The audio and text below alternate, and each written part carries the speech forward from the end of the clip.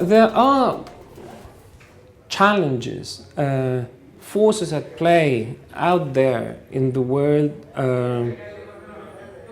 that make sense to take care of. As a citizen, as a normal citizen, we do live in places and see that there's, on the one hand, the potential to have a good development of life as a society or as a community, but also we witness threats and friction and in cities or in the built environment, more generally speaking. And architecture has the power to translate into form all those forces. If there's any power in architecture, that's the power of synthesis. The more complex the issue, the more need for synthesis. And I guess that a possible motivation would be that capacity and even that surprise, that forces pushing and pulling in opposite directions can be channeled in one direction through design.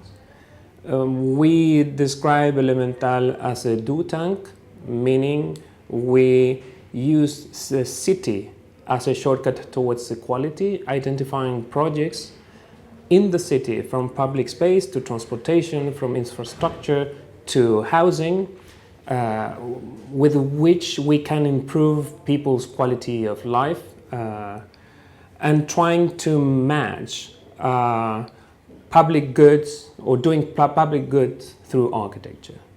If we want to have a say, if we have an idea of something that could be improved, we try to do a project. That's what we know.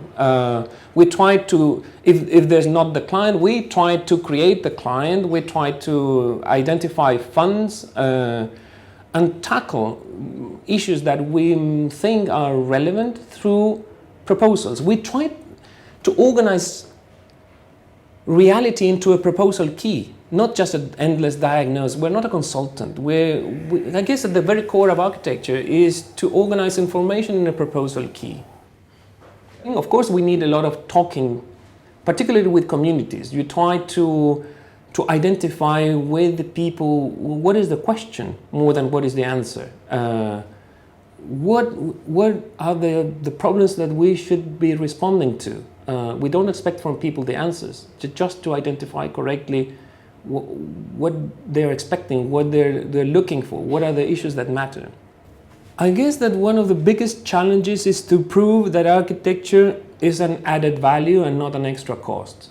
If design is seen as this capacity to synthesize complexity, as a way of efficiency, because you're doing many more things at a time than a linear speech is able to bring to in a single direction, then the efficiency achieved is an added value. I would say that another challenge is to be able to start from as far away from architecture as possible on themes that any single citizen can and feels that can have a say.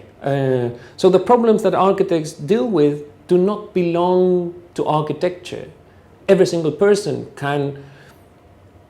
is interested or is worried or is affected by insecurity, pollution, congestion, segregation, you name it. I mean, there's so many issues in the built environment that those should be the starting points for an architect. So from that point of view, we do have an opportunity, and we're living at times where, in principle, we could improve as never before the quality of life for a majority of people. The scale and speed of that process will require that we develop new knowledge, but the cities themselves can be the vehicle to improve that quality of life, working as this shortcut towards equality. We just need to be creative enough to identify strategically opportunities in the cities and translate that into proposals. I was particularly interested in challenging and questioning and introducing a reasonable doubt in the bad part of that intellectual approach. If all the jargon that was being used at the academia had any sense when you talk to people on the street. I just wanted to test if words like space, that for the people is the astronauts go, I mean, had any sense while talking about your monthly salary and walking in a street that is insecure. Do these two realms match? This, I guess, has been a kind of the thing that we have been trying to develop all these years, even at Elemental, is not just a pure humanitarian approach. Not at all. We've never ever claimed any kind of moral superiority here. If anything, we just think we're good designers, and we try to use our skills to issues that matter. We believe the challenges around cities are relevant, are difficult, and we want to be part of that challenge.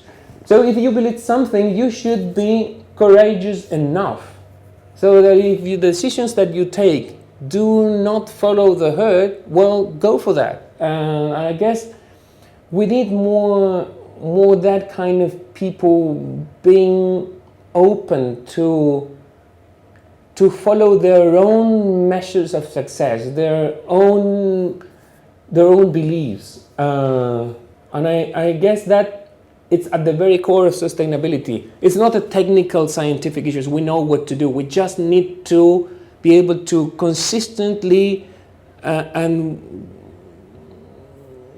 courageously follow that path.